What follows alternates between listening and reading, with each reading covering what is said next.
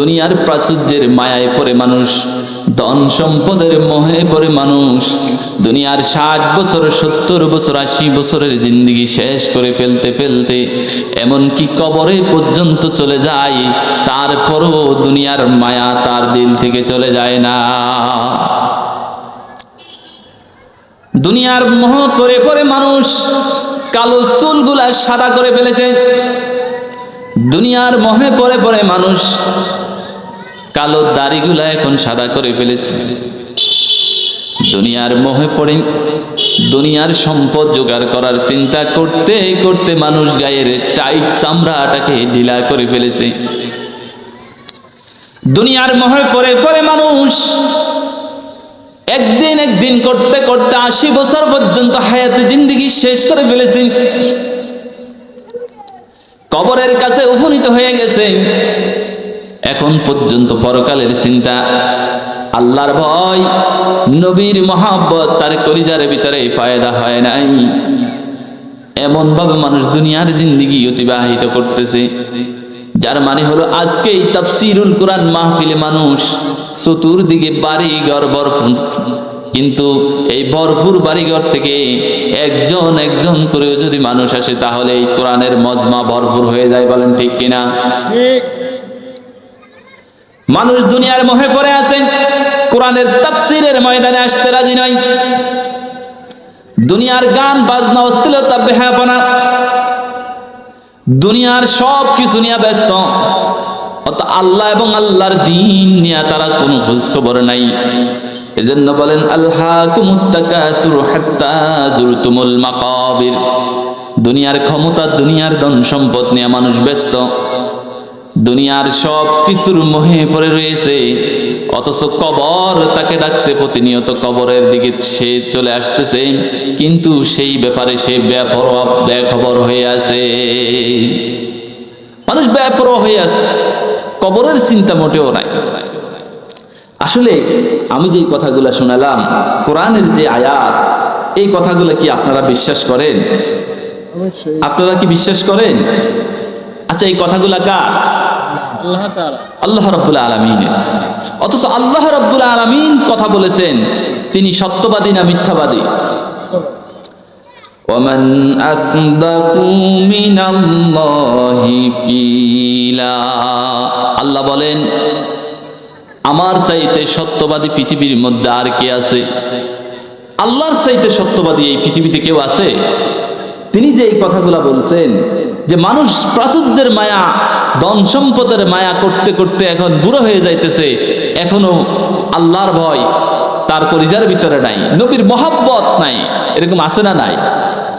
মানুষ দুনিয়ার মহব্বত পরে মানুষ 60 বছর বয়স হয়ে গেছে, 40 বছর বয়স হয়ে গেছে, এখনো মুখে দাড়ি নাই, আছে না নাই? না, এই সমাজে নাই? আছে? আপনারা কথা আসতে বললে সওয়াব পাবেন না জোরে বললে সওয়াব পাবেন? একটু জোরে জোরে জিকির করি আর সামনের দিকে আগায় আসি, আল্লাহ জান্নাতের দিকে আপনাদের জায়গা আগায়া দিবে। লা ইলাহা ইল্লাল্লাহ। একটু আগায় আসেন, কষ্ট যদিও হয়, আমি আপনাদের বয়সে ছোট, বেয়াদবি নেবেন না, আপনারা একটু সামনে আগায় আসেন কষ্ট করি। লা ইলাহা ইল্লাল্লাহ, লা ইলাহা ইল্লাল্লাহ। জিকির করি জোরে জোরে, লা ইলাহা ইল্লাল্লাহ, লা ইলাহা ইল্লাল্লাহ, মুহাম্মাদুর রাসূলুল্লাহ সাল্লাল্লাহু আলাইহি ওয়াসাল্লাম। আমরা জিকির করতে বললে অনেকে জিকির জোরে করতে চায় না, এবং জিকিরের যেভাবে করা দরকার সেভাবে করতে চায় না। অথচ দেখেন জিকিরের কত ফজিলত, এই কালিমার কত ফজিলত। লা ইলাহা ইল্লাল্লাহ, এই কালিমা যে পাঠ করবে ঈমানের সাথে বুঝে শুনে, সে কি করবে? ফাদাখালাল জান্নাহ, সে জান্নাতে চলে যাবে। সুবহানাল্লাহি বিহামদি। আল্লাহর জলিল কদর পয়গম্বর হযরতে মূসা আলাইহিস সালাম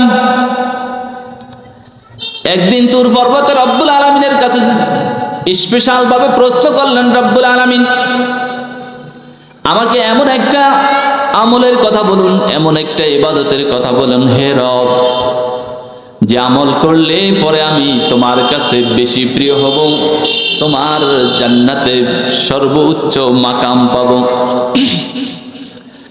রব্বুল আলামিন হযরত মূসা আলাইহিস সালামকে বললেন, মূসা রে, তাহলে তুমি বেশি বেশি এই জিকির করিও, লা ইলাহা ইল্লাল্লাহ, লা ইলাহা ইল্লাল্লাহ, লা ইলাহা ইল্লাল্লাহু মুহাম্মাদুর রাসূলুল্লাহ সাল্লাল্লাহু আলাইহি ওয়াসাল্লাম মূসা আলাইহিস সালামকে লা ইলাহা ইল্লাল্লাহর জিকির করতে বললেন।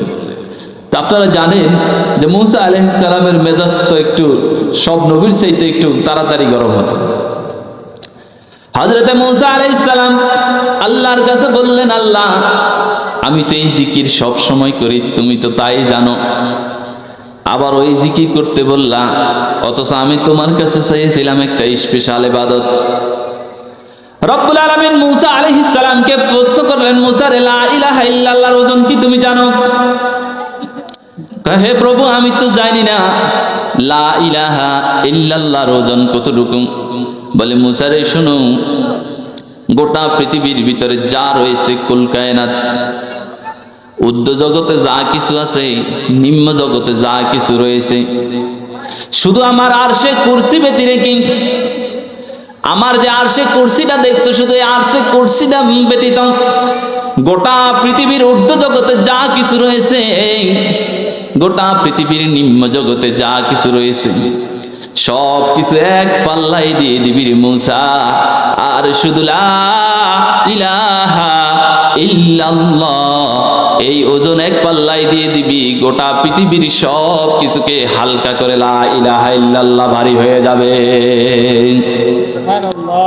তাহলে আরো একটু জোরে বলি সুবহানাল্লাহ, একটু জোরে জোরে এবার জিকির করি, লা ইলাহা ইল্লাল্লাহ, লা ইলাহা ইল্লাল্লাহ, লা ইলাহা ইল্লাল্লাহ, লা ইলাহা ইল্লাল্লাহ, লা ইলাহা ইল্লাল্লাহ, লা ইলাহা ইল্লাল্লাহ মুহাম্মাদুর রাসূলুল্লাহ।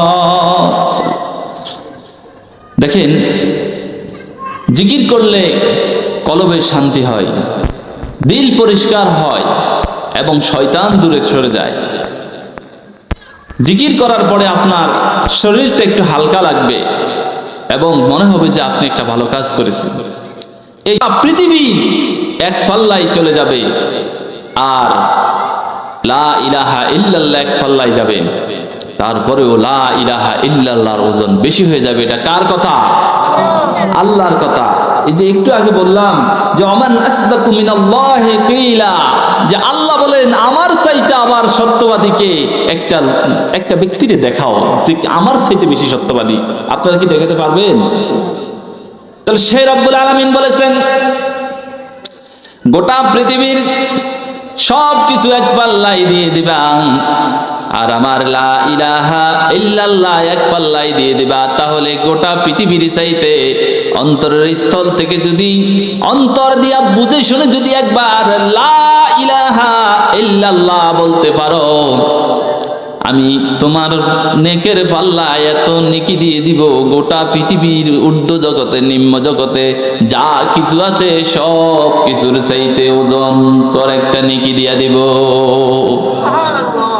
এখানে আরো একটা কথা রয়েছে যে আল্লাহ বলছেন যে আমার আরশে কুরসি ব্যতীত। এখন দেখেন এই হাদিসের ব্যাখ্যা করলে দেখা যায় গোটা পৃথিবীটা কি ছোট মোটো মনে করছেন? কতগুলা রাষ্ট্র রয়েছে, এরপরে কত জায়গায় মানুষ যেতে পারে নাই। ঊর্ধ্ব জগতে আপনি কি দেখেছেন? এত কিছুর চেয়ে ওজন হবে লা ইলাহা ইল্লাল্লাহর ওজন, আর আল্লাহ বলছেন যে আমার আরশে কুরসি ব্যতীত। তাহলে আরশে কুরসির ওজন এর চাইতে অনেক বেশি, অনেক বেশি। প্রিয় হাজরিন, প্রসঙ্গক্রমে এই কথা আলোচনা করলাম। তাহলে আল্লাহর চাইতে সত্যবাদী কেউ নয়। অবশ্যই যে আল্লাহ বলেছেন যে মানুষ দুনিয়ার মোহে পড়ে পড়ে তার জিন্দেগি শেষ করে দিচ্ছে।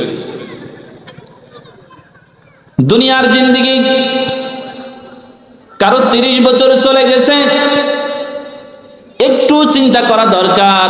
আমার সমবয়সী কত মানুষ দুনিয়া থেকে বিদায় হয়ে গেছে, আমার কম বয়সী কত পুরুষ কত নারীর জানাজা পড়ে আমি বিদায় করে দিয়েছি। এরকম ইতিহাস কি আমাদের কারো নাই?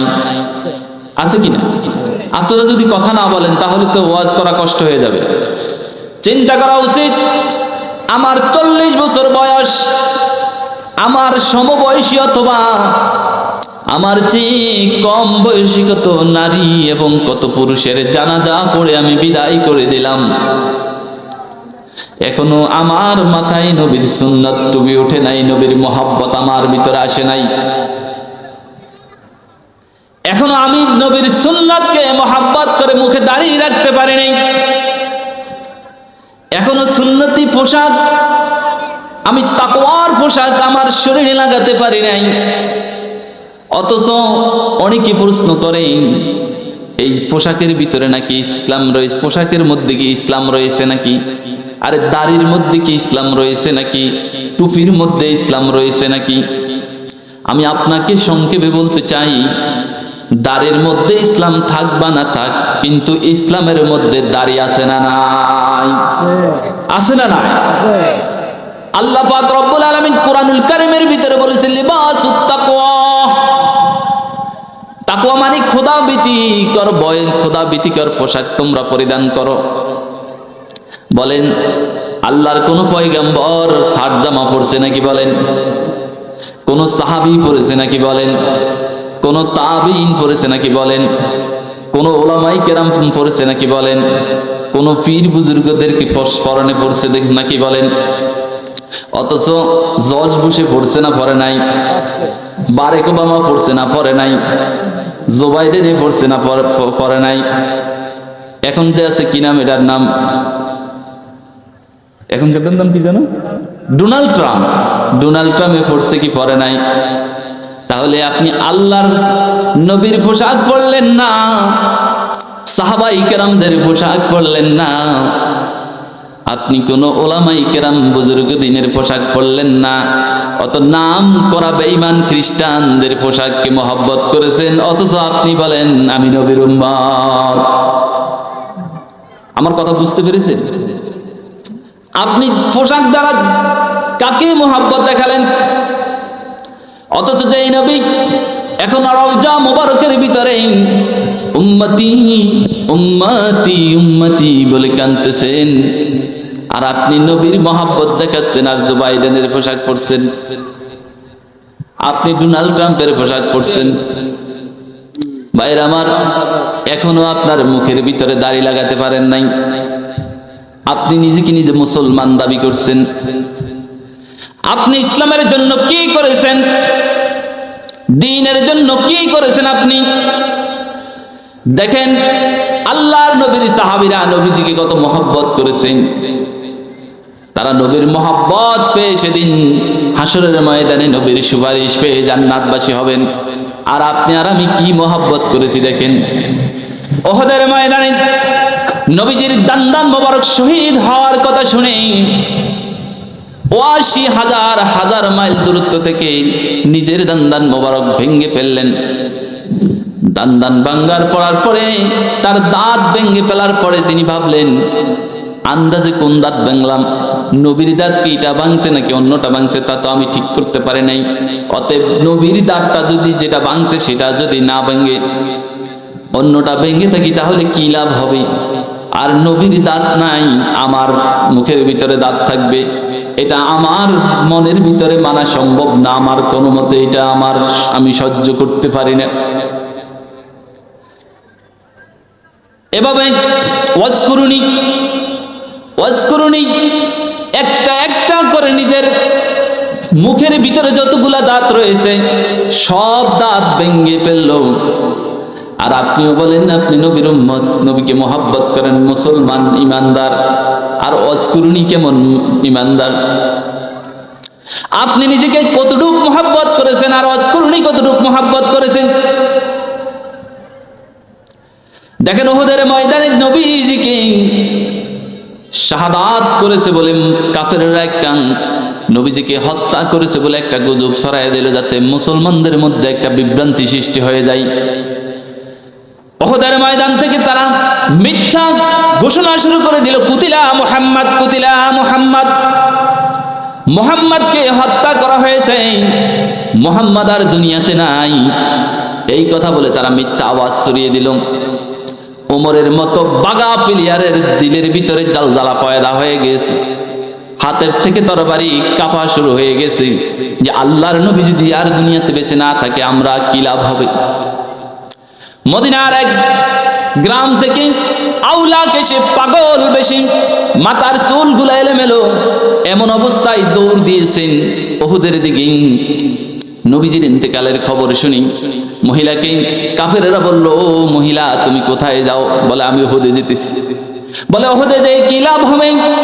তোমার যে বাবা এসেছিল উহুদের ময়দানে, তোমার বাবা শহীদ হয়ে গেছে, তুমি উহুদে যাইও না।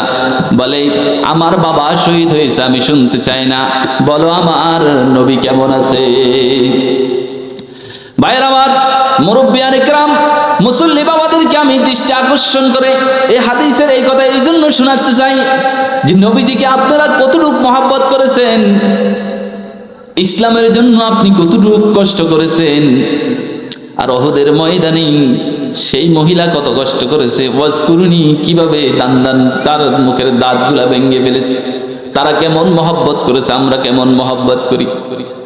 মহিলা আরো একটু সামনে দৌড় শুরু করে দিল।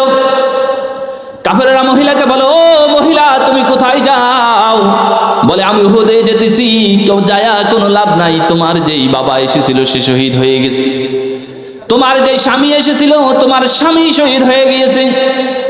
বলেন বাবা শহীদ হয়েছে, স্বামী শহীদ হয়েছে, আমি শুনতে চাই না, বলো আমার আল্লাহর নবী কেমন আছে। মহিলা দৌড়াতে দৌড়াতে আরো সামনের দিকে গেলেন। কতগুলা কাফের তাকে জিজ্ঞেস করে, ও মহিলা তুমি কোথায় যাও? বলে আমি উহুদে যেতেছি। বলে উহুদে যায় কোনো লাভ নাই, তোমার যে কলিজার টুকরা দুইটি সন্তান এসেছে, দুটি সন্তানই শাহাদাত বরণ করেছে। মহিলা বলেছেন কে শহীদ হয়েছে আমি শুনতে চাই না, বলো আমার আল্লাহর নবী কেমন আছে। মহিলা দৌড়াতে দৌড়াতে উহুদের কাছে গিয়া নবীজিকে আহত অবস্থা দেখে বলে, ইয়া রাসূলুল্লাহ, ইয়া হাবিবাল্লাহ, হুজুর আমার বাবা শহীদ হয়ে গিয়েছে, স্বামী শহীদ হয়ে গিয়েছে, কলিজার টুকরা দুটি সন্তান শহীদ হয়ে গিয়েছে, তাতে আমার মনের ভিতরে কোনো দুঃখ নাই।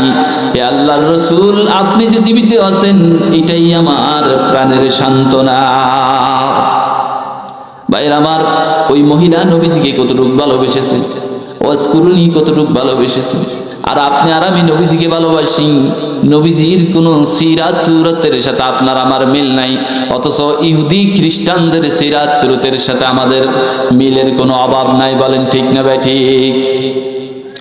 অথচ আপনি ইহুদির খ্রিস্টান যারা মুসলমানের শত্রু, আল্লাহর দ্বীনের শত্রু, তাদের লেবাস তাদের সুরত নিয়ে আপনি দুনিয়ার জিন্দেগির 60 বছর 70 বছর 80 বছর শেষ করে ফেলেছেন। এরপরে আপনি যখন মরে গেলেন, মরে যাওয়ার পরে কবরের ভিতরে আপনাকে রাখার সময় বলে বিসমিল্লাহি ওয়া আলা মিল্লাতি রাসূলিল্লাহ।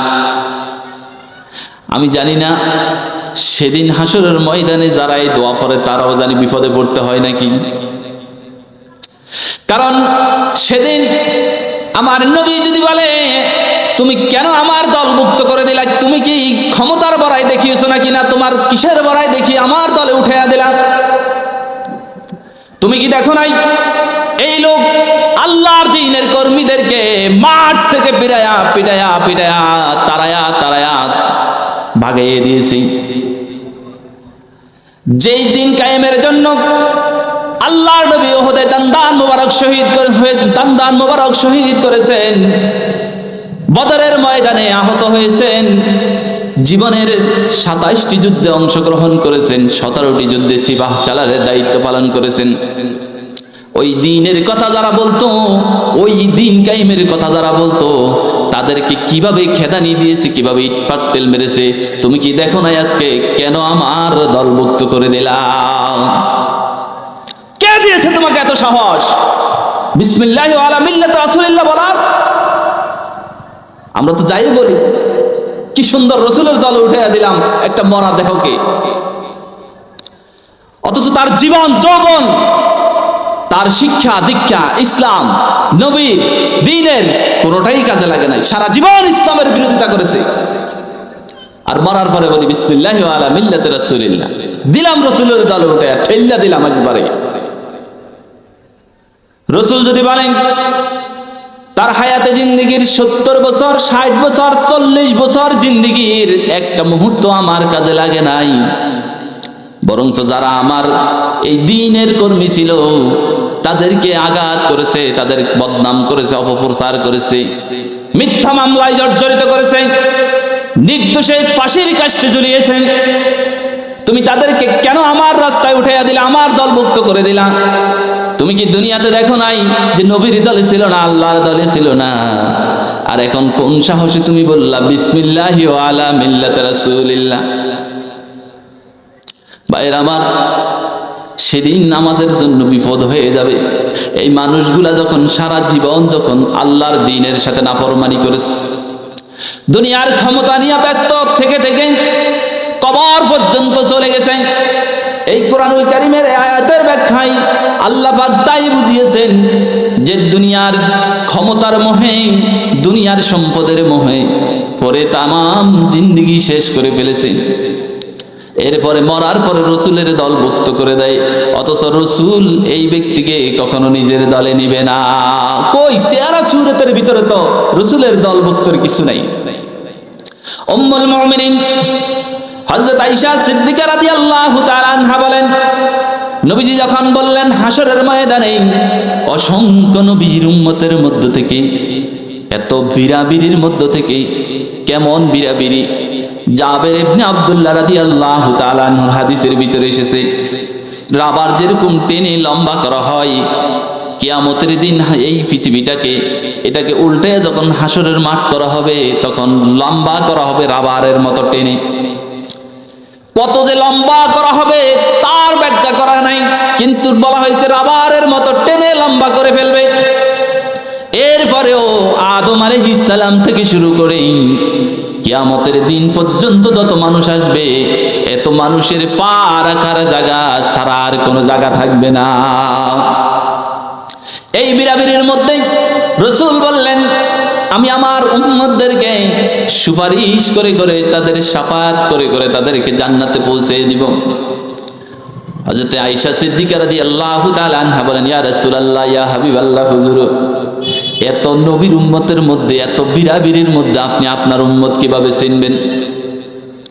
রাসূল বললেন, ও আয়েশা, যদি অসংখ্য ঘোড়ার ভিতরে একটা ঘোড়া যদি থাকে কপাল সাদা, ওই ঘোড়াটার মালিক ঘোড়াকে চিনবে নাকি? বলে, ইয়া রাসূলুল্লাহ, ইয়া হাবিবাল্লাহ, হুজুর অবশ্যই তো চিনারই কথা। বলে, আমার অবস্থাটা তাই হবে। অসংখ্য নবীর উম্মতের ভিতরে আমার উম্মতগুলা ওযু করেছে, ওযুর কারণে তাদের হাত এবং চেহারাগুলা নূরে ঝমকাতে থাকবে, নূরে চমকাতে থাকবে, আর তাদের চেহারা দেখে দেখে আমি আমার উম্মতগুলাকে শাফাত করে তাদেরকে জান্নাতে দিয়ে দেব। বলি সুবহানাল্লাহ।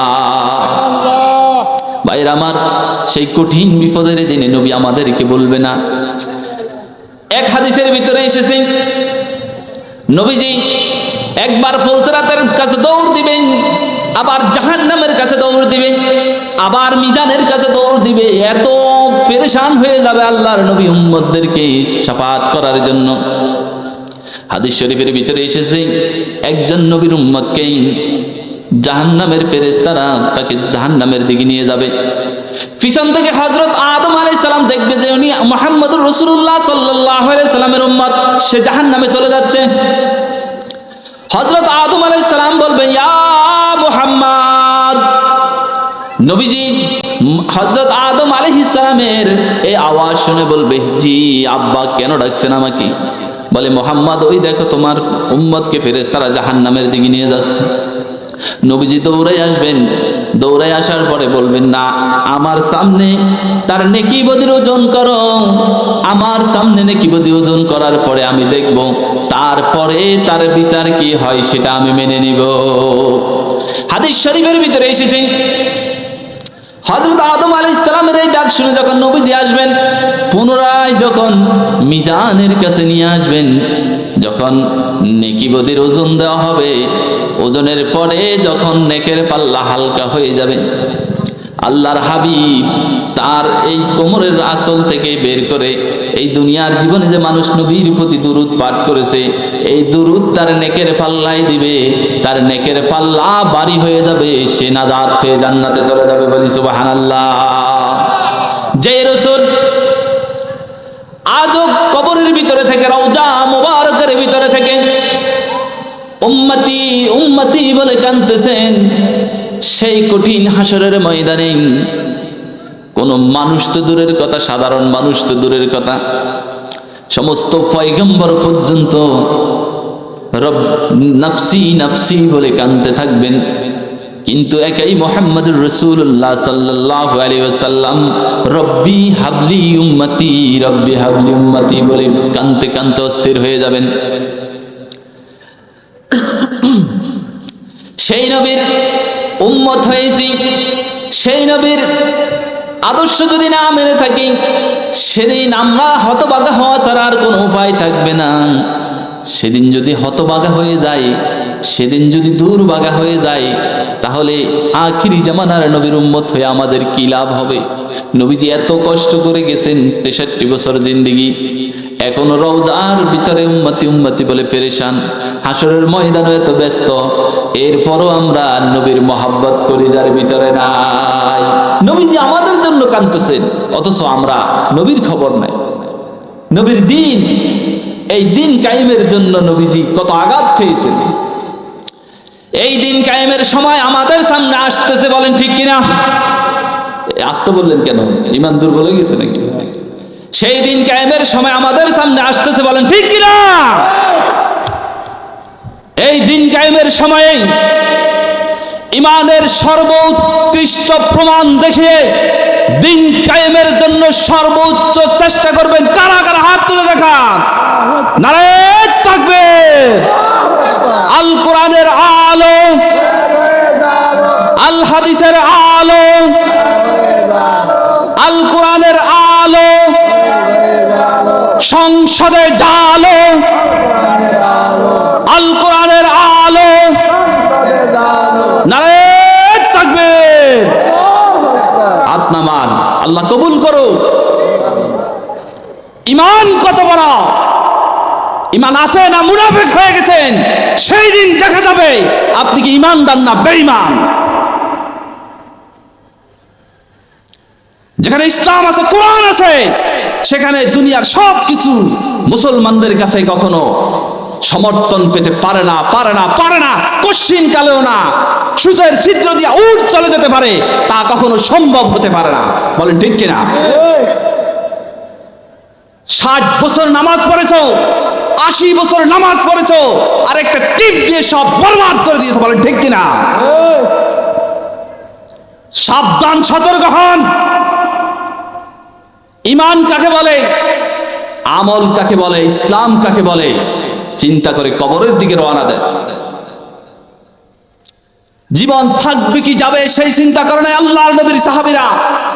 সব সময় ছিল সংখ্যা কম, অথচ তাদের ইসলামের বিজয় বেশি না পরাজয় বেশি? বলেন বিজয়, শুধু বিজয়।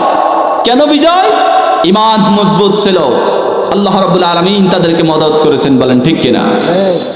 আমরা যদি ইমানকে মজবুত করতে পারি, জীবনের মায়া যদি না করে, তাজা রক্তকে জমিনে ঢেলে দিয়ে শাহাদাতের তামান্না নিয়ে যদি মাঠে নামতে পারে, আল্লাহর কোরআনের রাজ প্রতিষ্ঠিত হবে বাংলার জমিনে। বলেন ঠিক কিনা? চেষ্টা করতে হবে জীবন বাজি রেখে। যদি সাহাবায়ে কেরাম জীবন বাজি রেখে যদি বদরের ময়দানে 313 জন লড়াই না করত, তাহলে বাংলার এই বুকে আমরা ইসলামের কথা বলতে পারতাম না। বলেন ঠিক কিনা? যদি উহুদের ময়দানে সাহাবায়ে কেরাম যদি নিজের পিঠ ঠেকায়া যদি তারা ইসলামকে রক্ষা করার জন্য চেষ্টা না করত, হাত দিয়া, চোখ দিয়া, গলা কেটে, রক্ত জমিনে ঢেলে দিয়ে যদি জিন কায়েমের জন্য চেষ্টা না করত, আজকে এখানে এই কোরআনের মজমা চলতো না। বলেন ঠিক কিনা? তারা জীবন বিলিয়ে দিয়েছে। শাহাদাতের তামান্নাকে বুকে নিয়েছেন। ভাইয়ের আমার, অনেক মসজিদে গেলে ইমাম সাহেবদেরকে অনেকে বলে এখানে ইসলামের কথা বলা হয়, আল্লাহর কোরআনের রাজ কায়েমের কথা বলা হয়। ভাই, এটা কি কোরআনে আছে না নাই? তো কোরআনের কথা মসজিদে বললে দোষ না জায়েজ আছে? জায়েজ আছে কিনা? তাহলে তো যারা বলে তাদের কি জ্ঞান আছে না নাই? ইসলাম সম্পর্কে জানে না না জানে? বলেন। আজকের এই ময়দানটা কিসের ময়দান? কোরআনে দিন কায়েমের কথা আছে না নাই? এখানে দিন কায়েমের কথা বলতে গেলে যারা বাধা দেয়, যারা তাদেরকে অপমান করে, হেনস্থ করে, তাদের মধ্যে দিন সম্পর্কে কোনো জ্ঞান নাই। বলেন ঠিক কিনা? কোরআনের কথা কোরআনের মজমায় বলতে পারবো না, সেটা আবার কেমন কথা? প্রিয় হাজরিন, তাহলে দুনিয়ার জিন্দেগি যাপন করতে হবে আমরা আখিরাতকে টার্গেট রেখে। দুনিয়ার মোহে পড়ে পড়ে যদি আমরা কবরে চলে যাই, তাহলে অবশ্যই সেদিন কাল কিয়ামতের দিন মুসিবতের সময় কোনো জবাব থাকবে না। সম্মানিত এই মাহফিল পরিচালনা কমিটির কাছে আমি আমার সময় নির্ধারণ করে দেওয়াটা চাই, কারণ আমি কোন সময় পর্যন্ত আলোচনা করব, তো আমার হায়াত শেষ হয়ে গেছে।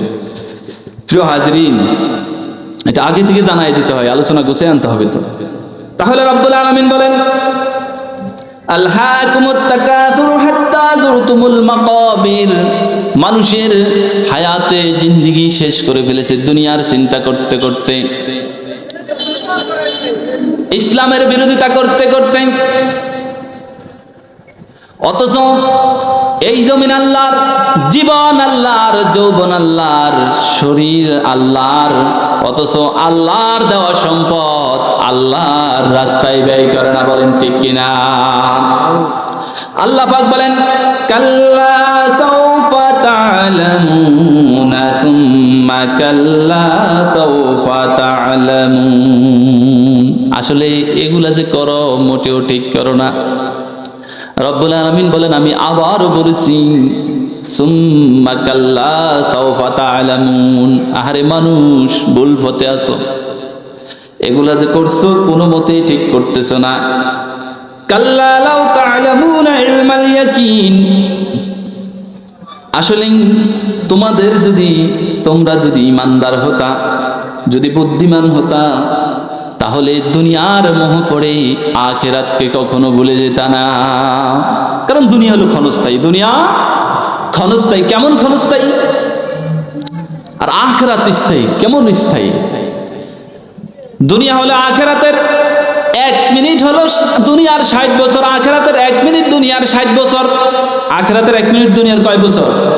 এই কথা কিন্তু আমাদের বোঝা দরকার। পরকালের 2 মিনিট যদি আমরা দুনিয়াতে বেঁচে থাকি, তাহলে 120 বছর হায়াতে জিন্দেগি দরকার। 120 বছর এখানে বাঁচবেন কারা কারা বলেন?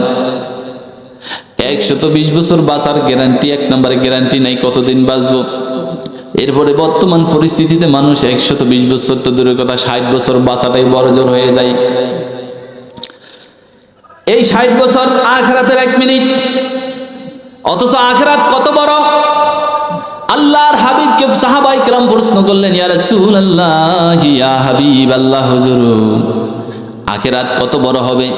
নবীজি বলেন, সাহাবীরা শুনুন, গোটা পৃথিবী, তামাম পৃথিবী, জমিন থেকে আসমান পর্যন্ত যদি সরিষার দানা দ্বারা ভরপুর করে রাখা হয়, আর সেখান থেকে কোনো একটা পাখিকে যদি বলা হয় এখান থেকে একটা সরিষা খাবা, আবার 100 বছর অতিবাহিত হওয়ার পরে একটা সরিষার দানা খাবা, এভাবে একটা একটা করে 100 বছর করে গোটা পৃথিবীর ভরপুর সরিষার দানা একদিন শেষ হয়ে যাবে।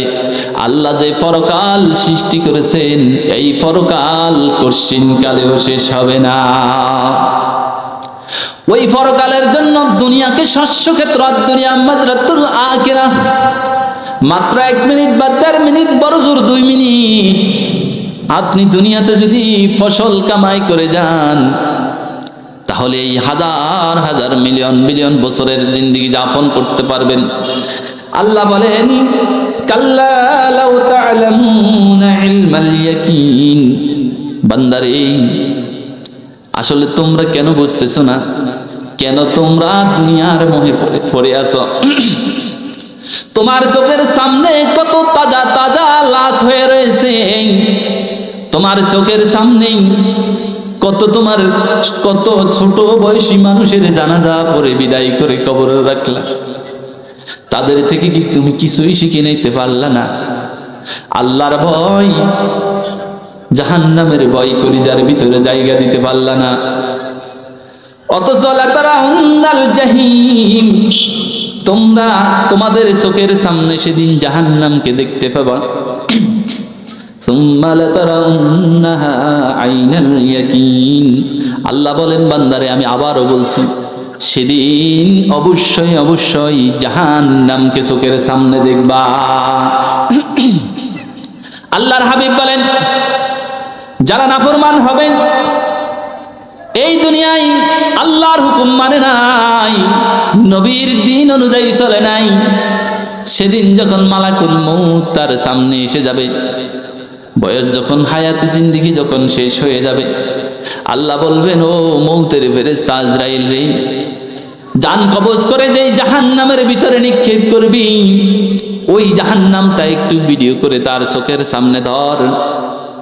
মউতের ফেরেশতা আজরাইল যখন জাহান্নামকে চোখের সামনে এনে ধরবেন, এই হাদিস, এই আয়াতের ব্যাখ্যায় বোঝা গেল যে সেদিন দুনিয়ার জিন্দেগিতে থেকেও সে জাহান্নামকে সচক্ষে দেখতে পাবে। বলি নাউজুবিল্লাহ। যদিও মানুষ অস্থির হয়ে থাকে, অসুস্থ হয়ে থাকে, বেহুশ হয়ে থাকে, যারা নাফরমান দেখবেন মৃত্যুর সময় চক্ষু উল্টিয়া যায়, জিহ্বা বের হয়ে যায়, অনেকের ভয়ের সাথে পুরুষাঙ্গ ভিতরে ঢুকে যায়, আরো অনেক অনেক অনেক দুর্ঘটনার খবর পাওয়া যায়। আল্লাহর হাবিব বলেন, ওই জাহান্নামকে যখন তার চোখের সামনে ধরা হবে, জাহান্নামের ভিতরে ভিডিও দেখবে, একটু পরে কিভাবে তাকে জাহান্নামে জ্বালানো হবে, সাপে কিভাবে কামড়াবে, কিভাবে পেঁচ দিয়ে কটকট কটকট করে মোচড় দিয়ে হাড্ডিগুলো ভেঙে ফেলবে, কিভাবে লোহার গুর্জ দ্বারা আঘাত করবে, কিভাবে ক্ষুধার্ত হয়ে যাবে, জাহান্নামের আগুনে জ্বলতে জ্বলতে কলিজা পড়ে যাবে। এগুলা দেখে ভয়ে চোখ উল্টিয়া যাবে, জিহ্বা বের হয়ে যাবে। আল্লাহ বলেন সেদিন জাহান্নাম তার চোখের সামনে দেখতে পাবে। সুম্মা লাতারাউন্নাহা আইনাল ইয়াকিন সুম্মা লাতুসআলুন্না ইয়াওমাইযিন আনিন নাঈম। ও বান্দারা, দুনিয়া যে এত নিয়ামত দিয়েছি, আমার নিয়ামতের কি শুকরিয়া আদায় করেছো? আমি সেই নিয়ামতের হিসাব করায় গন্ডায় তোমার কাছে নিব। দুনিয়াতে তোমার সেই পাপ যদি গুনাহ, সেই পাপ থেকে যদি মাপ না পাই, তাহলে জাহান্নামে জ্বালা লাগবে। হযরত আয়েশা সিদ্দিকা রাদিয়াল্লাহু তাআলা আনহা বলেন, আল্লাহ মুমিনদের ভুলবশত গুনাহ কিভাবে মাফ করবেন? দেখেন, আমরা অনেক সময় পকেটে টাকা রাখি, এই পকেটে, অথবা ভুলে রাখি এই পকেটে, খুঁজি এই পকেটে, আছে না নাই? এই ব্যাখ্যাটা এনে নিয়েছেন যে ইমানদার কোনো কিছু রাখবে এক পকেটে, তালাশ করবে আরেক পকেটে, অথবা এক পকেটে রেখে আরেক পকেটে পাইছে, তার টাকা হোক বা কোনো প্রয়োজনীয় জিনিস হোক, এর দ্বারাও রব্বুল আলামিন মুমিনদের সেই গুনাহগুলা মাফ করে দিবে। বলি সুবহানাল্লাহ। এইগুলা কোনো উসিলা মানে আল্লাহ মাফ করার একটা সুরত ধরবে, এটা কোনো মন করা কথা নয়। এই যে সুম্মা লাতুসআলুন্না ইয়াওমাইযিন আনিন নাঈম, এই আয়াতের ব্যাখ্যায় হযরতে ইবনে কাসির রাহমাতুল্লাহি আলাইহি মুফাসসির কিরাম হাদিস খুঁজে নিয়ে আসছেন যে আল্লাহ রাব্বুল আলামিন মানুষকে এইভাবে মাফ করে দিবেন। মুমিনের পায়ের ভিতরে একটা কাঁটা বিদ্ধ হলে আল্লাহ মাফ করে দিবেন তার জীবনের সাইয়্যাতগুলা থেকে কিছু গুনাহ। জ্বরে আক্রান্ত হলে, রোগগ্রস্ত হলে, এমনকি হযরত আবু বকর সিদ্দিক রাদিয়াল্লাহু তাআলা আনহুকে নবীজি বলেন, আবু বকর, আপনি কি বিপদে পড়েন না? হুজুর পড়ি। আপনি কি অসুস্থ হন না? হই। আপনার স্ত্রী অসুস্থ হয় না? হই। এগুলা যদি হয়ে থাকেন তাহলে মনে করবেন আল্লাহর রহমত আছে, আপনাকে মাফ করে দিবে রব্বুল আলামিন, আপনি জান্নাতে চলে যাবেন। ভাইরা আমার, এই জন্য আবার আমাদের মধ্যে বদ অভ্যাস রয়েছে। আমরা বলি আমরা তো ইমানদার, আল্লাহর কাছে মাফ চাইলাম, আল্লাহ আমাদেরকে মাফ করে দিবেন। এই কথা বলি কি বলি না? বলেন, বলি কি বলি না? দেখেন, এই ধরনের যদি স্বভাব থাকে, অথচ আল্লাহর কাছে যদি রুজু না হয়, আমল যদি না করে, তাহলে কিয়ামতের দিন মুসিবতের সময় এই মুসলমান দাবি করে কোনো লাভ হবে না, জাহান্নামে জ্বলা লাগবে। সেদিন কোনো লাভ হবে না।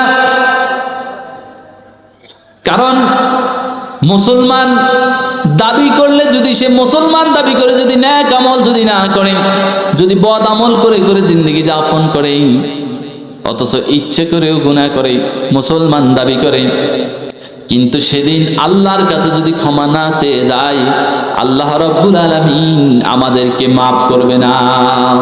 সূরা নিসার ভিতরে এসেছে, একদিন মুসলমান এবং কিছু খ্রিস্টান এবং কিছু ইহুদি একত্র হলেন, এক জায়গায় হয়ে একত্র হয়ে তারা সবাই মিলে কিছু কথোপকথন করছেন। ভাইরা আমার, আমি সে আয়াত তেলাওয়াত করছি না এবং বিশদ ব্যাখ্যা দিচ্ছি না, কারণ আমার সময় গণিয়ে এসেছে, আলোচনা শেষের দিকে নিয়ে যাচ্ছি, এই জন্য আমি কথা সংক্ষেপে বলি। কিছু কাফেরেরা, কিছু মুসলমান, কিছু খ্রিস্টান, কিছু ইহুদিরা একত্র হইয়া বলতেছে, খ্রিস্টানরা বলে আমরা তো জান্নাত পাবো, কারণ আমরা হলাম, আমাদের জন্য আমাদের নবী নিজের জীবনকে উৎসর্গ করেছে। ইহুদিরা বলে আমরা তো অচিরে জান্নাত পাবো, যেহেতু আমরা নবীর সন্তান। নাউজুবিল্লাহ বলেন। আর কিছু মুসলমান বলেন আমরা তো জান্নাত পাবই, কারণ জান্নাতের জন্য আমরাই বেশি হকদার। যেরকম আমরা বলি যে আমরা তো মুসলমান, আমরা নবীর উম্মত, আল্লাহ আমাদেরকে মাফই করে দিবেন। অনেকে বলে আল্লাহ কি মাফ না করে পারবে নাকি, এরকমও বলি। তারাও ঠিক এইভাবে বলছিল যে আমরা তো জান্নাতের জন্য বেশি হকদার, কারণ আমাদের নবী সর্বশেষ নবী, আমাদের কিতাব সর্বশেষ কিতাব। খ্রিস্টানেরা গর্ব করে আমরা তোমাদের আগে এসেছি, ইহুদিরা গর্ব করে আমরা, আমাদের কিতাব আমাদের নবী তোমাদের নবীর আগে এসেছে, আমরা হকদার বেশি। আর মুসলমানেরা বলে আমরা আখিরি জামানার নবী, আমাদের নবী শ্রেষ্ঠ নবী, আমাদের কিতাব শ্রেষ্ঠ কিতাব, আমাদেরকে যে কিতাব দিয়েছেন, আগের যত কিতাব আছে সকল কিতাবের হুকুমকে রহিত করে দিয়েছেন। এই কথাগুলা, এই কথার কাটাকাটি নিয়ে আল্লাহ রাব্বুল আলামিন কোরআনুল কারীমের সূরা নাজিল করে দিয়েছেন। সূরা নিসার 123 নম্বর আয়াতের ভিতরে বলেন, মুমিনেরা শোনো, তোমরা যেই দাবি করতেছো, গর্ব করতেছো, এটা মোটেও ঠিক নয়। তোমাদের এই দাবি দাবাগুলা ভুল। খ্রিস্টানেরা যেই দাবি করছে তাদের দাবিগুলো ভুল, ইহুদিরা যেই দাবি করছে তাদের দাবিও ভুল। তবে ইহুদি খ্রিস্টান যদি ভালো কাজ করে থাকে কোনো ফলাফল পাবে না, কারণ ঈমান যদি না থাকে নেক আমল কোনো কাজে আসে না। বলেন ঠিক কিনা? কিন্তু মুমিনেরা শোনো, ঈমান এনেছো এই জন্য নাজাত পেয়ে যাবে এই চিন্তা করিও না, কারণ ঈমানের পরে আমলে সালেহ দরকার। আমল যদি না থাকে, কিতাব যত দামি হোক, এটা আল্লাহর কথা। দেখেন আল্লাহ কোরআনের ভিতরে বলে দিয়েছেন, তুমি মুসলমান হলেও, মুসলমান দাবি করলেও, ঈমানদার মুমিন দাবিও যদি করে থাকো, কিন্তু তোমার যদি নেক আমল না থাকে, তাহলে কিতাব যত দামি হোক, নবী যত দামি হোক, যত দামি উম্মত হও, সেদিন নাজাত পাবা না, আল্লাহর জান্নাতে যাওয়া সম্ভব হবে না। এজন্য অচিরে আমাদের নেক আমল দরকার আছে না নাই? এজন্য চিন্তা করতে হবে, মনকে বুঝাতে হবে, মন দিয়ে কত অপরাধ করেছি, জেনে জেনে কত গুনাহ করেছি, না জেনেও গুনাহ করেছি। এজন্য 5 ওয়াক্ত নামাজ পড়তে হবে, গভীর রজনীতে উঠে তাহাজ্জুদের নামাজ পড়ে আল্লাহর কাছে দুহাত তুলে চোখের পানি ছেড়ে দিয়ে কেন্দে কেন্দে বলতে হবে, আল্লাহ আমার মতো গুনাহগার, আমার মতো নাফরমান আকাশের নিচে আর জমিনের উপরে নাই। এভাবে কেঁদে কেঁদে যদি 2 চোখের পানি ছেড়ে দিতে পারেন, আল্লাহ রাব্বুল আলামিন ফেরেশতাদেরকে জিজ্ঞেস করে, আমার ফেরেশতারা দেখো আমার এই উম্মত, আমার এই বান্দাগুলো আমাকে দেখেছে নাকি? বলে না, দেখে নাই। বলে আমার নবীকে দেখেছে নাকি? বলে না, দেখে নাই। বলে আমার জান্নাত দেখেছে নাকি? বলে না, দেখে নাই। বলে আমার জাহান্নাম দেখেছে নাকি? বলে না, দেখে নাই। বলে ফেরেশতারা দেখ, গোটা পৃথিবীর মানুষ ঘুমানো, দেখ অমুক অমুক বাড়িতে অমুক অমুক বান্দা এই শীতের রজনীতে উঠে তাহাজ্জুদের নামাজ পড়ে চোখের পানি ছেড়ে দিয়ে কাঁদতেছে। ওরা আমাকে দেখে নাই, আমার নবী দেখে নাই, আমার জাহান্নাম দেখে নাই, জান্নাত দেখে নাই। শুধু নবীর কথা শুনে, কোরআন ও হাদিসের কথা বিশ্বাস করে রাতের আরামের ঘুমকে হারাম করে কিভাবে কাঁদতেছে তাকায়া দেখ। ও আমার ফেরেশতারা, তোরা সাক্ষী থেকে যা, আমি তাদের জিন্দেগির গুনাহগুলি মাফ করে দিলাম। সুবহানাল্লাহ, আরো জোরে বলি সুবহানাল্লাহ। শুধু গুনাহ মাফ করে ক্ষান্ত হব না রে ফেরেশতারা, তারা তওবা করেছে, ঈমানকে নবায়ন করেছে, আমলকে উন্নত করতেছে। কোরআনুল কারীমের ভিতরে বলেছেন ইল্লা মান তাবা ওয়া আমানা ওয়া আমালা আমালান সালিহা ফাউলাইকা ইউবাদদিলুল্লাহু সাইয়্যাতিহিম হাসানাত। রব্বুল আলামিন বলেন, কোন বান্দা যদি গুনাহ করে, গুনাহ করার পরে যদি চোখের পানি ছেড়ে দিয়ে আল্লাহর কাছে ধন্যাদরে লজ্জিত হয়, তওবা করে, ঈমানকে নবায়ন করে, আমলে সালেহ করে, এমন ভাবে তওবা করে যে আল্লাহ জীবনে আর অপরাধ করব না, জীবনে আর পাপ করব না, যা করেছি ইচ্ছাই করেছি অনিচ্ছাই করেছি, তুমি তো রহমান রহিম, মেহেরবানি করে মাফ করে দাও। যদি আল্লাহর হক হয়ে থাকে আল্লাহর কাছে যদি মাপ নেই, বান্দার হক যদি হয় বান্দার কাছে যদি মাপ নেই, এরপরে যদি আমলে সালেহ করে, রব্বুল আলামিন বলেন ফাউলাইকা ইউবাদদিলুল্লাহু সাইয়্যাতিহিম হাসানাত।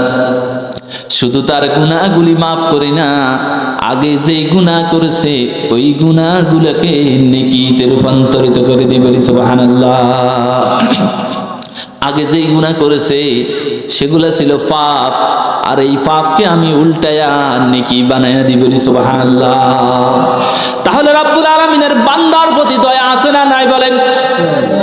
কোরআনুল কারীমের যত জায়গায় জাহান্নামের ভয় দেখিয়েছেন, প্রত্যেক জায়গায় জাহান্নামের ভয় দেখানোর পিছনে পিছনে অভয় দেখানোর জন্য, আশার সঞ্চার করার জন্য জান্নাতের সুসংবাদ দিয়ে দিয়েছে। বলেন ঠিক কিনা? দুনিয়ার জীবনে যদি কষ্ট করে, দুনিয়ার জীবনে যদি মানুষ আল্লাহর দ্বীনের জন্য কষ্ট করে, জীবন বিলিয়ে দেয়, জানমাল কোরবানি করে চেষ্টা করে, জীবন যৌবন অতিবাহিত করে যদি সে আল্লাহর হুকুম মতো জিন্দেগি যাপন করে, এমন একটা জান্নাত দিবে যে জান্নাত জীবনে দেখে নাই। আল্লাহর হাবিব বলেন জীবনে যা কল্পনা করতে পারে নাই, মানুষের ব্রেনের ভিতরে জান্নাত যে কেমন হবে সেটা সে অনুমানই করতে পারে নাই। আমরা হয়তো অনুমান করতে পারি যে অমুক এসি ঘর, এসি দেওয়া ফিট করা যে ঘরটা হয়, বা ফুল সাজানো বিভিন্ন ডিজাইন করা, যে আজকের এই প্যান্ডেল কত সুন্দর, আমরা 10 বছর আগে এরকম প্যান্ডেল দেখেছি নাকি? দেখেছি। তো এখন আমরা তো 10 বছর আগে এরকম কল্পনাও করিনি। তো জান্নাত বিভিন্ন রকম আমরা কল্পনা করতে পারি, কিন্তু আল্লাহর হাবিব বলেন যা কল্পনা করেছো জান্নাতের ধারের কাছেও যাইতে পারো না।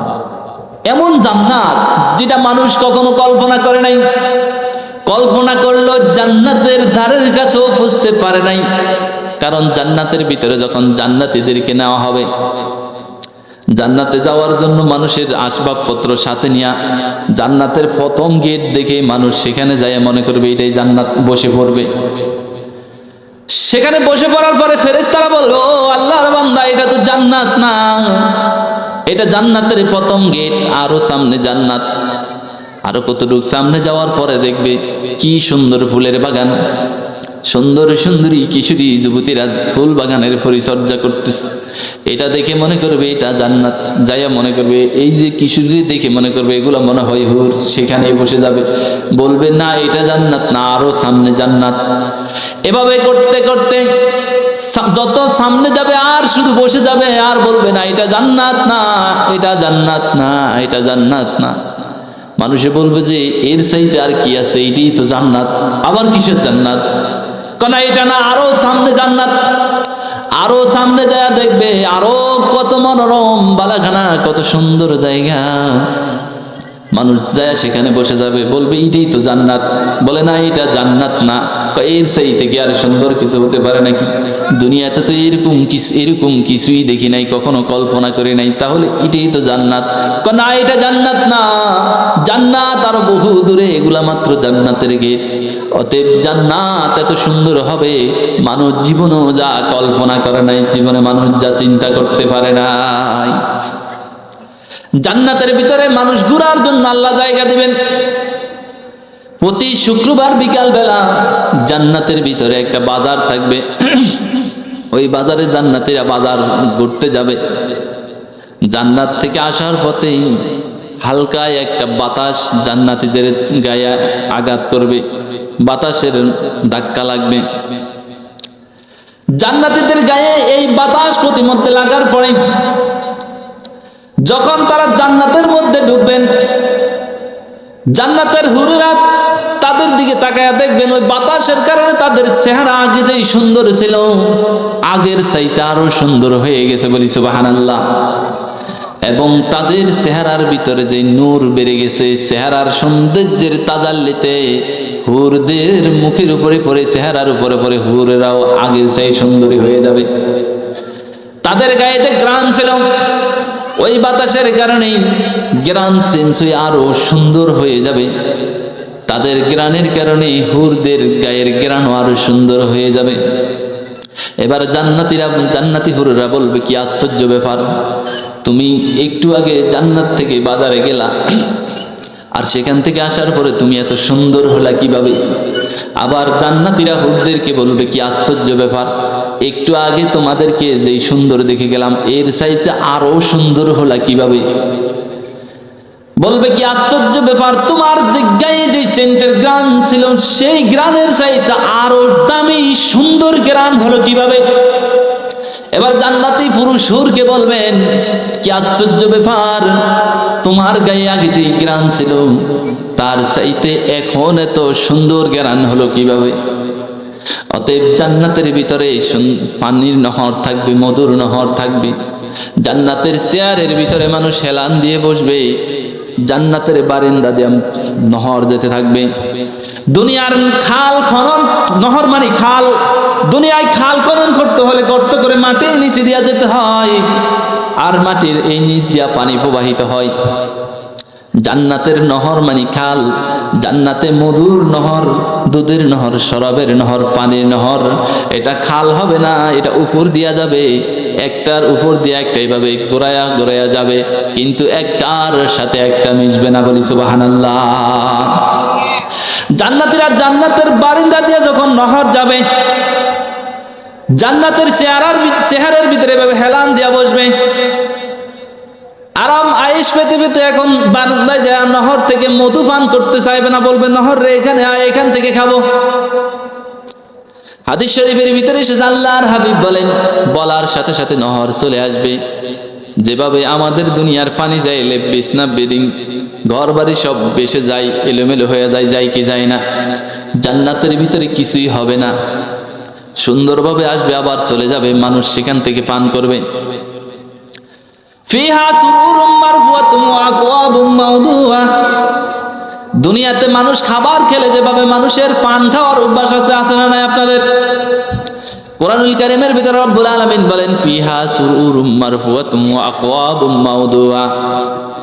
জান্নাতের ভিতরে সেদিন পান পাত্র সামনে থাকবে, মানুষ শরাব এবং পানি পান করার পরে মন চাবে দুনিয়ার রীতিনীতি অনুযায়ী একটু পান খাবে, পান পাত্রটাও তার খাটের সাথে তৈয়ার থাকবে, বলি সুবহানাল্লাহ। এই কথা কার? একটু আগে বলছি না যে আল্লাহর কথার চাইতে কি কারো কথা সত্য হতে পারে? তা আপনাদের বিশ্বাস হয়? যদি বিশ্বাস হয়ে থাকে তদ অনুযায়ী আমল করতে হবে, নচেৎ কাল কিয়ামতের দিন, মুসিবতের সময় সেদিন বিপদে পড়ে যেতে হবে। জান্নাতের ফল, আমরা দুনিয়াতে যেই ফল খেয়েছি, আম খেয়েছি, আপেল খেয়েছি, এই বিভিন্ন ফল, আঙ্গুর খেয়েছি, আনার খেয়েছি, জান্নাতে যাওয়ার পরে বলবো যে এই তো আমরা দুনিয়াতে খেয়েছি। ফেরেশতারা বলবে এখন একটা খাও। একটা আম খাওয়ার পরে দেখবে যে দুনিয়ায় যে আম খেয়েছি দুনিয়ার আমের মতো না, এত সুন্দর মধু সুস্বাদু খাবার আর জীবনে খাইনি। এরপরে কিছুক্ষণ পরে যখন আবারও একটা আম নিয়ে আসবেন, বলবেন একটু আগে তো খেয়েছি, এবার আরেকটা খাবো। বলে না, আরো একবার খাও। এবার দেখবে আগে যেই স্বাদ পেয়েছে এর চাইতে আরো অনেক অনেক সুস্বাদু। এবার হাদিস শরীফের ভিতরে এসেছে এক একটা ফলের মধ্যে 40 প্রকারের মজা। মজা বুঝেন? আলুর ভর্তা আর খেসারির ডালের ভর্তা, দুইটার মজা কি এক? ভিন্ন ভিন্ন আছে না? মাছের স্বাদ আর গোছের স্বাদ এক কিনা? এরকম এক একটা ফলের মধ্যে জান্নাতের 40 রকমের মজা থাকবে। দ্বিতীয়বার আম খাওয়ার পরে বলবে দুইবারে তো খেয়েছি, বলে আরো একবার খাও। এভাবে জোর করে করে 40 বার খাওয়াবে, 40 বার 40 রকমের মজা পাবে। বলি সুবহানাল্লাহ। এ তো গেল আম, এবার রয়েছে আনার। একবার খাবে, আবার খাওয়াবে, আবার খাওয়াবে, আবার খাওয়াবে, এভাবে 40 প্রকারের মজা। আসেন এবার আঙ্গুরের কাছে, একবার খাবে, আবার খাওয়াবে, আবার খাওয়াবে, এভাবে 40 প্রকারের মজা। জান্নাত জীবনে যা কল্পনা করে নাই, জান্নাত জীবনে যা মানুষ দেখে নাই, জান্নাতের চিন্তা মানুষের মাথার মধ্যে ঢুকে নাই। অতএব মানুষ আল্লাহকে মহব্বত করে, কলিজার ভিতরে আল্লাহর মহব্বত রেখে, দিনকে মহব্বত করে, আল্লাহর নবীকে মহব্বত করে দুনিয়ার জিন্দেগি যদি যাপন করতে পারেন, আল্লাহর সন্তুষ্টি করে যেতে পারেন, তাহলে পরকালে রব্বুল আলামিন ওই জান্নাতের মালিক বানায়া দিবে। বলি সুবহানাল্লাহ। জিকির করে লা ইলাহা ইল্লাল্লাহ,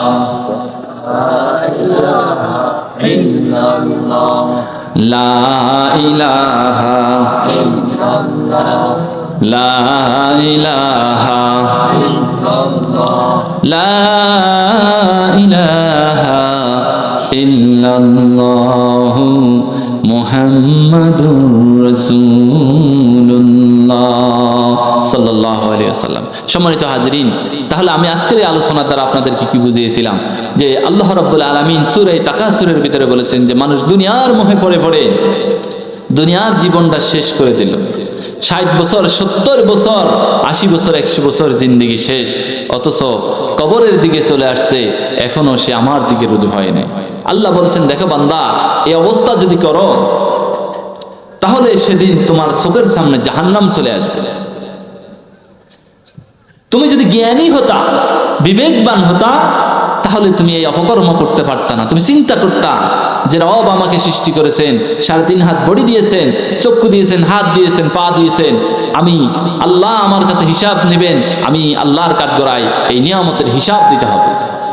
তুমি যেহেতু এই চিন্তা করলা না, আমি বলছি বান্দারে, জাহান্নাম সেদিন চোখের সামনে আসবে। মৃত্যুর আগেও দেখবা, মরে গেলেও জাহান্নাম দেখবা, হাসরের ময়দানও জাহান্নাম দেখবা। এবং শেষে বলেছেন, আমি তোমার কাছে এই হায়াতে জিন্দেগির এই নিয়ামতের শুকরিয়ার তোমার কাছ থেকে আমি চাবো, তোমার কাছে এই নিয়ামতের হিসাব নেব। আপনারা কি বুঝতে পেরেছেন? আল্লাহ পাক এই সূরার আলোচনা সংক্ষিপ্ত যা হয়েছে,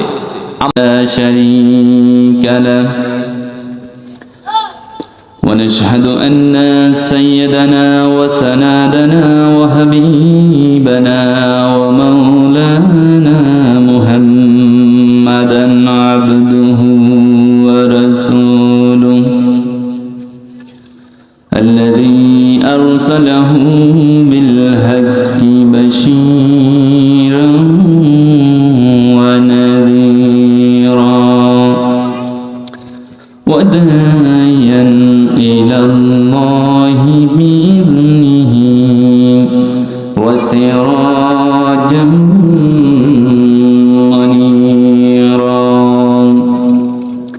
فقد قال الله تعالى في كلامه المجيد وفرقانه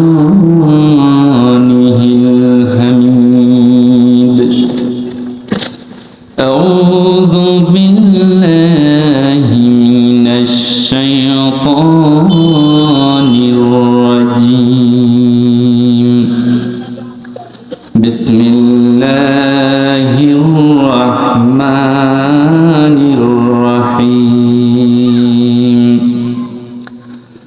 আলহাকুমুত তাকাসুর হাত্তা যুরতুমুল মাকাবির কাল্লা সাওফা তা'লামুনা সুম্মা কাল্লা সাওফা তা'লামুন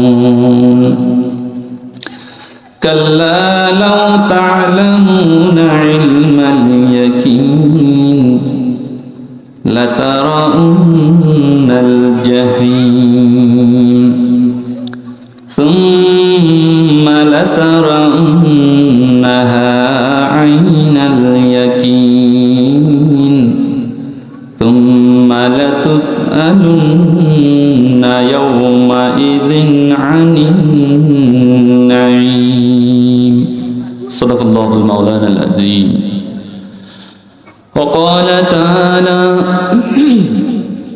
في شان حبيبه إن الله وملائكته يصلون على النبي يا أيها الذين آمنوا صلوا عليه وسلموا تسليما اللهم صل على سيدنا مولانا محمد وعلى آل سيدنا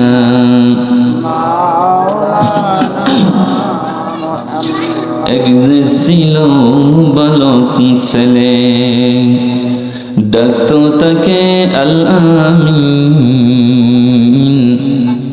এক যে ছিল বালক ছেলে ডাকতো তাকে আল আমিন অবশেষে তিনি হলেন রাহমাতাল লিল আলামিন আল্লাহুম্মা সাল্লি আলা سيدنا مولانا محمد وعلى آل سيدنا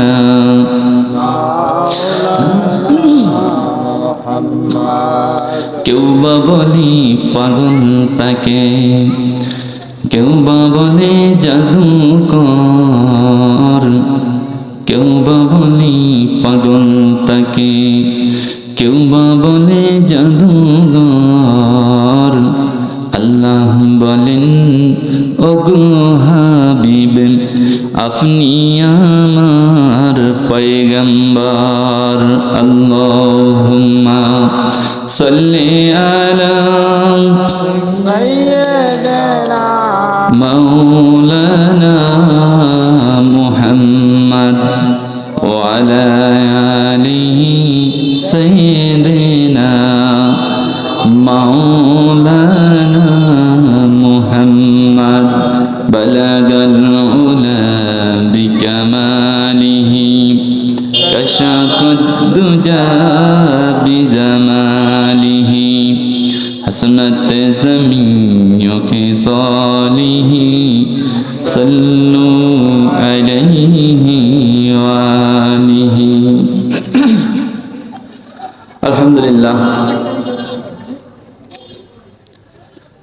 উত্তর পূর্ব ফাতেমাবাদ ইয়াসিন মার্কেট যুব সমাজ ও তাফসীর কমিটির উদ্যোগে আয়োজিত 3 দিন ব্যাপী ঐতিহাসিক তাফসীরুল কোরআন মাহফিলের দ্বিতীয় দিনে কোরআনুল কারীমের এই জলসাতে আমাদেরকে আসার এবং বসার তৌফিক দিয়েছেন যে মহান আল্লাহ রাব্বুল আলামিন। সে আল্লাহ রাব্বুল আলামিনের দরবার একবার কালিমাতুশ শুকরিয়া আদায় করছি আলহামদুলিল্লাহ। আলহামদুলিল্লাহ রব্বানা লাকাল হামদ, সবাই বলি রব্বানা লাকাল হামদ, ربنا لك الحمد হামদান কাসীরান حمدا كثيرا তাইয়িবান طيبا মুবারাকান ফীহি মুবারাকান ফি ইয়া রাব্বি ইয়া রাব্বি লাকাল হামদু কামা ইয়ানবাগি কামা ইয়ানবাগি লিজালালি ওয়াজহিকা জালালি ওয়া আযীমি সুলতানিক। ওয়া মহান আল্লাহ রাব্বুল আলামিনের দরবারে শুকরিয়া আদায় করলাম তার শেখানো ভাষায়। এই অত্র অঞ্চলের চতুর্পাশে অনেক মানুষ বসবাস করে, তার মধ্য থেকে যাচাই বাছাই করে কোরআনের মাহফিলে আগে আগে আসার তৌফিক দিয়েছেন। এই জন্য অন্তরের স্থল থেকে আরো জোরে সোরে কালিমাত শুকরিয়া আদায় করছি, আলহামদুলিল্লাহ। আলহামদুলিল্লাহ। এই জলসা দুনিয়াবি কোনো জলসা নয়, এটা আল্লাহ পাকের কোরআনের মজলিস। এখানে অনেকে আসার ইচ্ছা করবে, কিন্তু কপালে আসার তৌফিক নাই। আল্লাহ রাব্বুল আলামিন তাকে এখানে আসার সুযোগ দিবে না। কারণ মানুষ যখন আল্লাহ রাব্বুল আলামিনকে তার পাপ কর্মের মাধ্যমে অসন্তুষ্ট করে ফেলে, তখন সে কোনো নেকের কাজ করতে ইচ্ছে করলে নেকের কাজটা তার জন্য দূরত্ব হয়ে যায়। সন্তান অসুস্থ হয়ে যায়, স্ত্রী অসুস্থ হয়ে যায়, বিভিন্ন হাজতে পড়ে যায়, নেকের কাজটা তার জন্য দূরত্ব হয়ে যায়। তাহলে এই ইয়াসিন মার্কেট আজকে যে মাহফিল, এটা কোরআনের মজমা, নেকের মজমা। এখানে যারা আসতে পেরেছি অবশ্যই আল্লাহর খাস রহমত রয়েছেন এবং নেক কাজ করার সুযোগ দিয়েছেন, বলি সুবহানাল্লাহ। অনেকেই নেক কাজ করার ইচ্ছা করবে বটে, কিন্তু ইচ্ছা করেও পারবে না। আর অনেক মানুষ আছে তারা গুনাহ করার ইচ্ছা করবে, নেককার বান্দা, কিন্তু আল্লাহর প্রিয় বান্দা হওয়ার কারণে তাদের জন্য নেকের গুনাহের কাজটা দূরত্ব হয়ে যায়। বিভিন্ন অজুহাতের কারণে, সমস্যার কারণে, দূরত্বের কারণে আর গুনাহের কাজ করতে পারে না। সুবহানাল্লাহি ওয়া বিহামদিহি। প্রিয় হাজিরিন,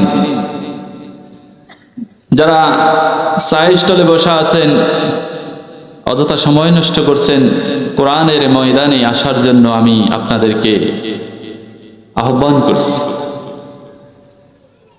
মঞ্চে উপবিষ্ট আছেন আমার মাতার শ্রেতাজ উলামায়ে কেরাম, আমার উস্তাদ হযরত মাওলানা আব্দুল কুদ্দুস সাহেব দামাত বারাকাতুহুমুল আলিয়া। উপস্থিত আছেন এই উত্তর পূর্ব ফাতেমাবাদ সরকারি প্রাইমারি স্কুলের সম্মানিত হেডমাস্টার জনাব মাওলানা মোহাম্মদ ইউসুফ সাহেব, তিনিও আমার উস্তাদ। আমি তাদের নেক হায়াত কামনা করছি এবং তাদের কাছেও দোয়া কামনা করছি। মঞ্চ উপবিষ্ট আছেন দিনদার ইমানদার মুসলমান ভাইয়েরা, পর্দার আড়ালের মা ও বোনেরা, সবাইকে আমার অন্তরের স্থল থেকে শান্তির মোবারকবাদ জানাই। আমরা কোরআনুল কারীমের সূরা তাকাসুর থেকে আলোচনা করার ইচ্ছা পোষণ করেছি। যদি রব্বুল আলামিন আমাকে তৌফিক দান করে আপনাদের খেদমতে কিছু কথা বলার, তাহলে ইনশাআল্লাহ বলতে পারবো। সুবহানাকা লা ইলমা লানা ইল্লা মা আল্লামতানা ইন্নাকা আনতাল আলিমুল হাকীম। আসলে আমার বলার কোনো জ্ঞান নাই, কোনো শক্তি নাই। আসসালামু আলাইকুম। আপনাদের খেদমতে মহান আল্লাহ যদি কিছু বলার তৌফিক দান করে, তাহলে আমি বলার চেষ্টা করব। পবিত্র কোরআনের সূরা তাকাসুর। প্রিয় হাজিরিন, আমি ভূমিকা লম্বা না করে কোরআনুল কারীমের আয়াত থেকে আমি আপনাদেরকে কথা শোনাতে চাই। আমার সাথে সবাই পড়ুন, বিসমিল্লাহির রহমানির রহিম। আলহাকুমুত তাকাসুর হাত্তা যুরতুমুল মাকাবির। আল্লাহ রাব্বুল আলামিন বলেন, প্রাচুর্যের মায়ায় পড়ে, ধন সম্পদের মায়ায় পড়ে তোমরা মোহচ্ছন্ন হয়ে আছো, অথচ এই দুনিয়ার চিন্তা করতে করতে করতে তোমরা কবর পর্যন্ত চলে আসছে। প্রিয় হাজিরিন, কুরআনুল কারীমের এই আয়াতে কারিমার তাফসীর ইবনে কাসিরের ভিতরে আল্লামা ইবনে কাসির রাহমাতুল্লাহি আলাইহি হাদিসের রেফারেন্স দিয়ে ব্যাখ্যা করেছেন। কতিপয় কাফের ছিল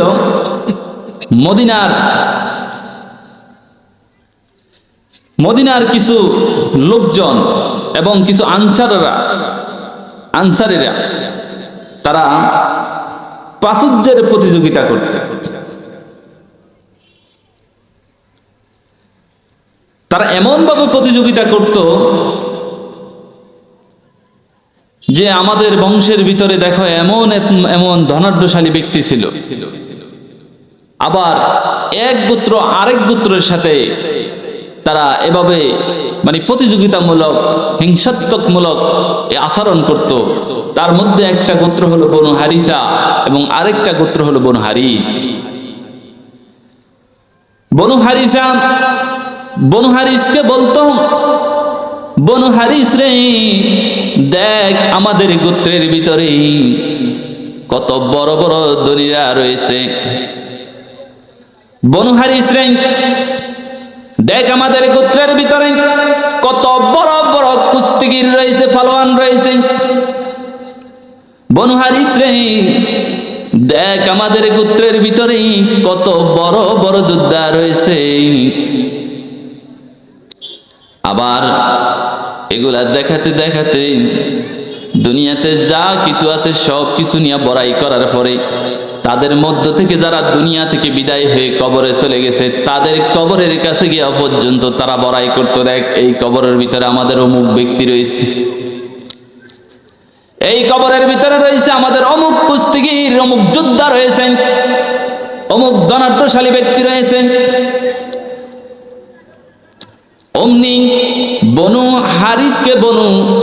হারিসা যখন বনু হারিসকে এই ধমকগুলা দেখাইতো এবং এই ধরনের বড়াই যখন করত, পাল্টা আক্রমণে বনু হারিসাকে এবার বলতো, বনু হারিসারে দেখ আমাদের গোত্রের ভিতরে কত বড় বড় ধনী রয়েছে, সম্পদের অভাব নাই, টাকা পয়সার অভাব নাই।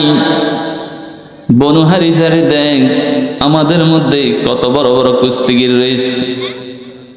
দুনিয়ার সব কিছু দেখানোর পরে কবরের কাছে গিয়েও দেখাতো, দেখ কত বড় পালোয়ান এখানে কবরে শুয়ে আছে।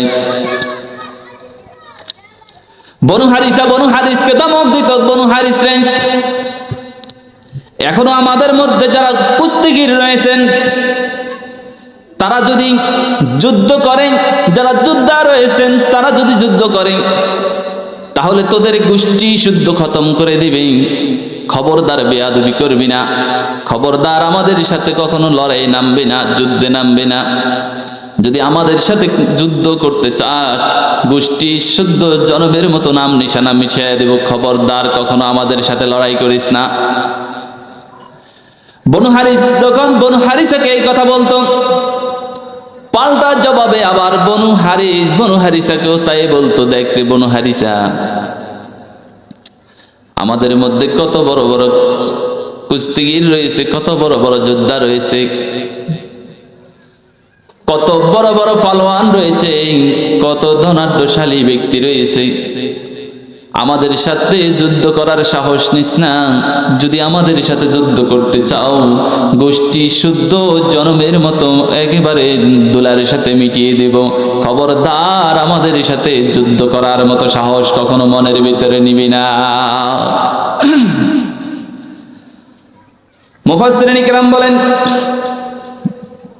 হাত্তা যুরতুমুল মাকাবির, এভাবে তারা কবরের কাছে পর্যন্ত গিয়া তারা এক গোত্র অপর গোত্রের সাথে এভাবে বড়াই করত। ভাইরা আমার, অন্য হাদিসের রেফারেন্স দেয়া বলেন দুনিয়ার প্রাচুর্যের মায়ায় পড়ে মানুষ ধন সম্পদের মোহে পড়ে মানুষ দুনিয়ার 60 বছর 70 বছর 80 বছরের জিন্দেগি শেষ করে ফেলতে ফেলতে এমনকি কবরে পর্যন্ত চলে যায়, তারপরও দুনিয়ার মায়া তার দিল থেকে চলে যায় না। দুনিয়ার মোহ করে পড়ে মানুষ কালো চুলগুলা সাদা করে ফেলেছে। দুনিয়ার মোহে পড়ে পড়ে মানুষ কালো দাড়িগুলা এখন সাদা করে ফেলেছে। দুনিয়ার মোহে পড়ে দুনিয়ার সম্পদ জোগাড় করার চিন্তা করতে করতে মানুষ গায়ের টাইট চামড়াটাকে ঢিলা করে ফেলেছে। দুনিয়ার মোহে পড়ে পড়ে মানুষ একদিন করতে করতে 80 বছর পর্যন্ত হায়াতে জিন্দেগি শেষ করে ফেলেছে। কবরের কাছে উপনীত হয়ে গেছে। এখন পর্যন্ত পরকালের চিন্তা, আল্লাহর ভয়, নবীর মহব্বত তার কলিজার ভিতরে ফায়দা হয় নাই। এমন ভাবে মানুষ দুনিয়ার জিন্দেগি অতিবাহিত করতেছে, যার মানে হলো আজকে এই তাফসীরুল কোরআন মাহফিলে মানুষ চতুর্দিকে বাড়িঘর ভরপুর, কিন্তু এই ভরপুর বাড়িঘর থেকে একজন একজন করেও যদি মানুষ আসে তাহলে এই কোরআনের মজমা ভরপুর হয়ে যায়। বলেন ঠিক কিনা? মানুষ দুনিয়ার মোহে পড়ে আছে, কোরআনের তাফসীরের ময়দানে আসতে রাজি নয়। দুনিয়ার গান বাজনা অশ্লীলতা বেহায়াপনা দুনিয়ার সব কিছু নিয়ে ব্যস্ত, অত আল্লাহ এবং আল্লাহর দ্বীন নিয়ে তারা কোনো খোঁজ খবর নাই। এজন্য বলেন আলহাকুমুত তাকাসুর হাত্তা যুরতুমুল মাকাবির। দুনিয়ার ক্ষমতা, দুনিয়ার ধন সম্পদ নিয়ে মানুষ ব্যস্ত, দুনিয়ার সব কিছুর মোহে পড়ে রয়েছে, অথচ কবর তাকে ডাকছে প্রতিনিয়ত, কবরের দিকে সে চলে আসতেছে, কিন্তু সেই ব্যাপারে সে বেখবর হয়ে আছে। মানুষ বেপরোয়া হয়ে আছে, কবরের চিন্তা মোটেও নাই। আসলে আমি যে কথাগুলো শোনালাম, কোরআনের যে আয়াত, এই কথাগুলো কি আপনারা বিশ্বাস করেন? অবশ্যই। আপনারা কি বিশ্বাস করেন? আচ্ছা, এই কথাগুলো কার? আল্লাহ তাআলা। আল্লাহ রাব্বুল আলামিনের। অথচ আল্লাহ রাব্বুল আলামিন কথা বলেছেন, তিনি সত্যবাদী না মিথ্যাবাদী? ওয়ামান আসদাকু মিনাল্লাহি কিলা। আল্লাহ বলেন, আমার চাইতে সত্যবাদী পৃথিবীর মধ্যে আর কে আছে? আল্লাহর চাইতে সত্যবাদী এই পৃথিবীতে কেউ আছে? তিনি যে এই কথাগুলা বলছেন, যে মানুষ প্রাচুর্যের মায়া, ধন সম্পদের মায়া করতে করতে এখন বুড়ো হয়ে যাইতেছে, এখনো আল্লাহর ভয় তার কলিজার ভিতরে নাই, নবীর মহব্বত নাই, এরকম আছে না নাই? মানুষ দুনিয়ার মহব্বত করে মানুষ 60 বছর বয়স হয়ে গেছে, 40 বছর বয়স হয়ে গেছে, এখনো মুখে দাড়ি নেই, আছে না নাই? না, এই সমাজে নাই? আছে? আপনারা কথা আসতে বললে সওয়াব পাবেন না জোরে বললে সওয়াব পাবেন? একটু জোরে জোরে জিকির করি আর সামনের দিকে আগায় আসি, আল্লাহ জান্নাতের দিকে আপনাদের জায়গা আগায় দিবে। লা ইলাহা ইল্লাল্লাহ। একটু আগায় আসেন, কষ্ট যদিও হয়, আমি আপনাদের বয়সে ছোট, বেয়াদবি নেবেন না, আপনারা একটু সামনে আগায় আসেন কষ্ট করি। লা ইলাহা ইল্লাল্লাহ, লা ইলাহা ইল্লাল্লাহ। জিকির করি জোরে জোরে, লা ইলাহা ইল্লাল্লাহ, লা ইলাহা ইল্লাল্লাহ, মুহাম্মাদুর রাসূলুল্লাহ সাল্লাল্লাহু আলাইহি ওয়াসাল্লাম। আমরা জিকির করতে বললে অনেকে জিকির জোরে করতে চায় না, এবং জিকিরের যেভাবে করা দরকার